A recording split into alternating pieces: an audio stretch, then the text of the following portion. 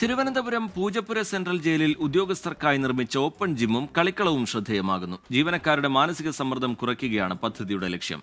തടവുകാർ തന്നെയാണ് 80% പണിയും പൂർത്തിയാക്കിയത്.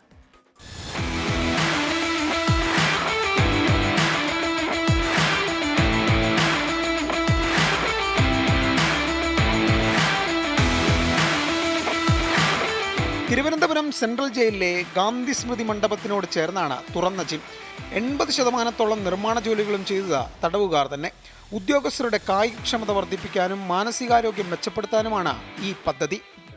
ജയിലിലെ ജീവനക്കാരുടെ ജോലി സംബന്ധമായിട്ടുള്ള മാനസിക സമ്മർദ്ദം ലഘൂകരിക്കാനും അവരുടെ ശാരീരിക ആരോഗ്യം മെച്ചപ്പെടുത്തുന്നതിന് വേണ്ടിയിട്ടുള്ള ഒരു പദ്ധതിയുടെ ഭാഗമായിട്ടാണ് ഇവിടെ കളിക്കളം എന്ന് പറയുന്ന ഈ ഗ്രൗണ്ടും അതിനോടനുബന്ധിച്ച് ഓപ്പൺ ജിമ്മും നമ്മൾ വിഭാവന ചെയ്യുകയും നമ്മൾ സ്ഥാപിക്കുകയും ചെയ്തിട്ടുള്ളത്.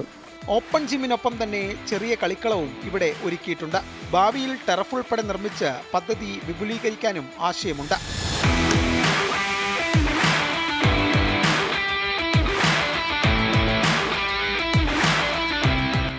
ഉദ്യോഗസ്ഥർക്ക് മാത്രമല്ല, ഉദ്യോഗസ്ഥരുടെ കുടുംബാംഗങ്ങൾക്കും ജയിൽ വകുപ്പിലെ പരിശീലനത്തിൽ ഏർപ്പെട്ടിരിക്കുന്ന നമ്മുടെ ഉദ്യോഗസ്ഥർക്കും ഇത് വളരെ പ്രയോജനകരമായിട്ട് മാറിയിട്ടുണ്ട്.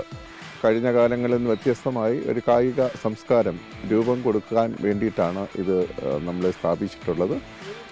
ജയിൽ വകുപ്പിൽ സംസ്ഥാനത്തിൽ ആദ്യമായിട്ടാണ് ജയിലിൽ ഒരു ജിംനാഷ്യം, ഓപ്പൺ ജിം ഉദ്യോഗസ്ഥർക്ക് വേണ്ടിയിട്ട് സ്ഥാപിച്ചിട്ടുള്ളത്.